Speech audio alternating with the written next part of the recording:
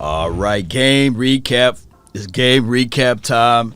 Cowboys win 20-17. I'm going to give out some game balls. And trust me, these guys well deserve the recognition.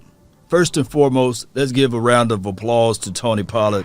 He had 109 yards off of 13 carries. He averaged 8.4 yards per carry, by the way, and he had north of 25 yards receiving. Oh, excuse me, he also had a TD.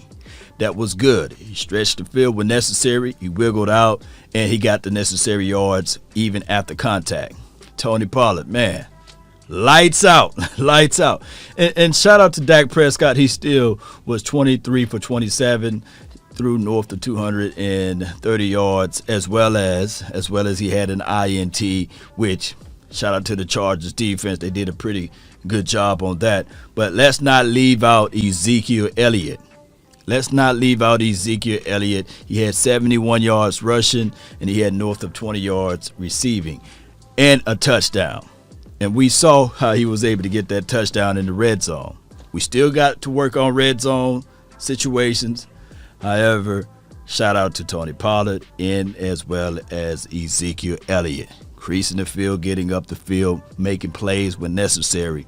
And, of course, Ezekiel Elliott still was in there to block. So I'm looking at it like this. I know a lot of people want to elevate the other and then downgrade the other. You know how that goes with this. Both of those running backs were fantastic. Kind of like, let's say, you guys remember the Steelers in the middle part of 2000 season when they had Fast Willie Parker and Jerome Bettis. And, of course, Ezekiel Elliott is not a Jerome Bettis because Jerome Bettis was like 255 pounds, close to 260.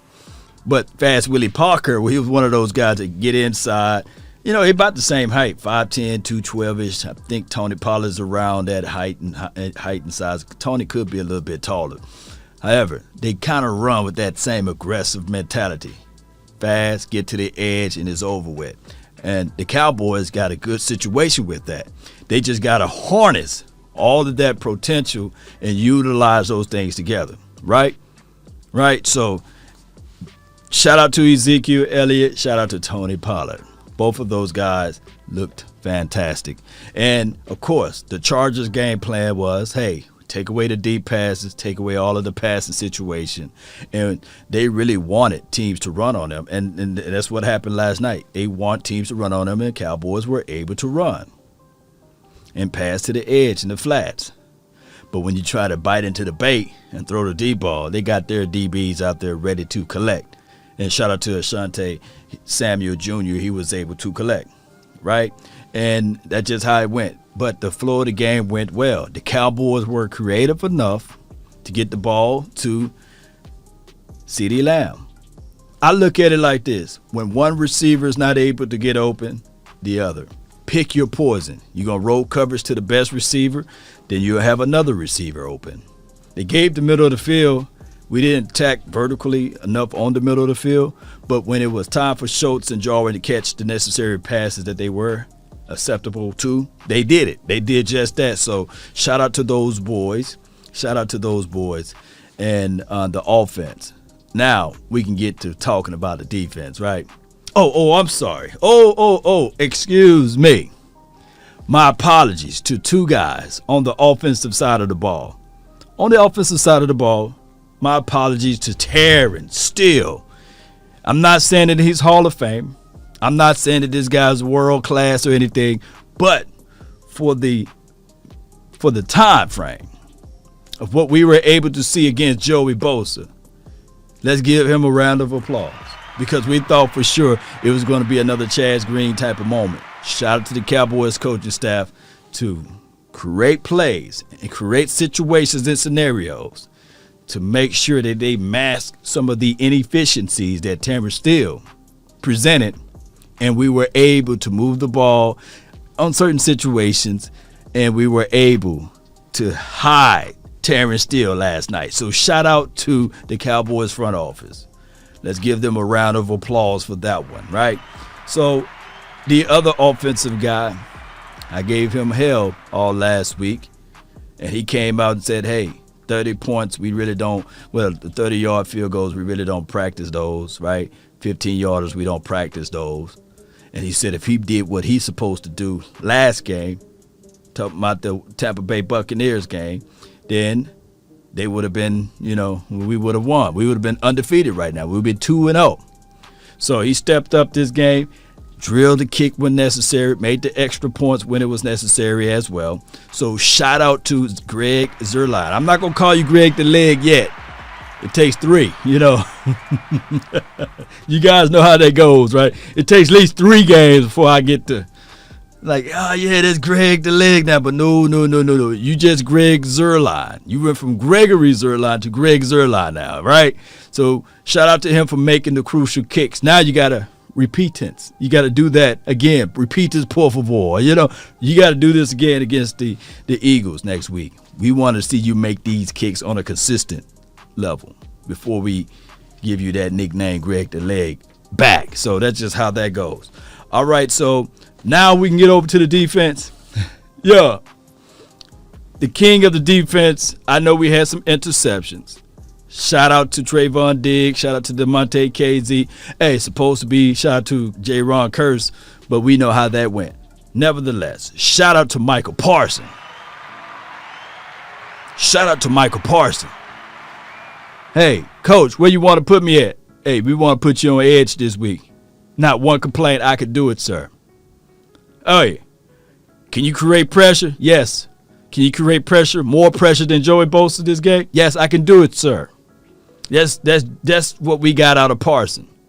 Never complained, picked it up and said, hey, I'm ready to showcase to the world that I have the ability to get off to the edge, create pressure. Oh, and they was holding on to him like everlasting, I mean, you see Parsons coming off the edge, shoulder dip, speed, spin, everything. The brother got it. They was holding. They was like, hey, we're gonna have to slow this guy down. They held the hell out of him. But he was still able to create pressure, got him a sack. And if you look at the film, I believe if he was playing on that edge, and even if he just give you 1 sack a game, that's 17 sacks out of a season. If he was playing week 1, I think he would have got home to Tom Brady at least one time. He's just so quick with it. So he got home on Justin Herbert. The craziest thing of it is he's still learning football in general, especially at that spot. That's the craziest thing. Just raw talent, raw ability to get off to the edge and make plays. So shout out to Parsons. Right? Now, they did an interview with Trayvon Diggs, moving over to our guy number 7, Trayvon Diggs. Yes. Keenan Allen had 4 receptions for over 100 yards or what have you. That's out of 8 targets, by the way. So with that ratio, yeah, I can live with that. Now the big play, that's a 50-50 situation. 50-50 ball, y'all know how that goes. But give me what we were able to see out of Trayvon Diggs week in and week out. This is his 5th interception in 14 games. Let me repeat, this is his 5th interception out of 14 games. Trayvon Diggs, we had a call in on the show, and we're not going to put him at elite status right now because I want to see how the full year is out for Trayvon Diggs. But if you feel like he's already at that elite status, post down in the comment down below and put reasons why. I just got Diggs as an above average. He's not average. He's not an average DB. He's above average. Now, when you are above average DB, then there is a category above the above average, which is elite. So I'm just going to put Trayvon Diggs at that above average, right? DB. And then we're not going to talk about Anthony Brown. No. Different story out of that situation, because when we go to the Anthony Brown situation and we talk about what he was able to do, Mike Williams, he had 10 targets, 7 receptions for 91 yards. So I'm not saying that Anthony Brown was on Mike Williams the entire game. However, we can look into this situation and say the aficionados, when it was red zone, end zone, money zone, they just didn't pull that flag because he definitely didn't turn around. But shout out to Anthony Brown for not giving up that touchdown at that moment. But Mike Williams still scored a touchdown last night. So we're not finna go beat up on Anthony Brown because I'm not going to sit here and say that he's an average cornerback. He's below average cornerback at this point. But we can look into this situation and say, all right, we came out above. He didn't display what we seen last week, basically. So that's all I'm going to say on Anthony Brown. So let's talk about DeMonte KZ. Big players and big moments make big plays. So DeMonte KZ, when it got down to the red zone, money zone situation, kept his eyes on the quarterback, dropped back, and he was still able to survey the field. And when he picked that interception off, I was like, finally, we got us a real one. Because all of last year and the previous year before that, we'd never seen in a game where two of the safeties made plays. Jayron Kearse made a play, although they whooped us, and said it was a defensive pass interference, but that's a story of a different day. Shout out to DeMonte KZ. Shout out to him. When the interception occurred, I was sitting there like, I was just sitting there watching like, wow. I don't know to be excited or to be like, but big-time players make big-time plays in big-time moments, and that's what DeMonte KZ did. He took the ball away from the opposition and gave it back to the offense. Now, if the aficionados, hear me out, if the aficionados got their nose out of the Cowboys' business, then Jayron Kearse would have had him an INT. Played good technique. He didn't cuff. He didn't pull. He put his hands on the smaller part of the back. He wore the white gloves, by the way. I don't even know how the aficionado was able to see that. But he was in perfect position. Batted the ball up, and he was able to snatch the ball away. Good interception. But it was called and taken away from him. But not just there. When it was necessary to come down the field to make the tackle, I saw 2-7 flash Jayron Kearse make a play. When it was time to bat the ball away from the tight end inside the middle, he was there. He made the play. And even getting into the face and into the mindset of the receiver for him to get thrown off and try to personally attack Jayron Kearse and do all of the antics after the play of spinning the ball in his face. He kept his composure. He stood his ground. He didn't give in. And I love it because it could have been offset and penalties. You see how that goes? Although it was a legal shift within the same confines of that play. Cowboy Nation, overall, I'm proud of this defense for holding the LA Chargers down to 17 points.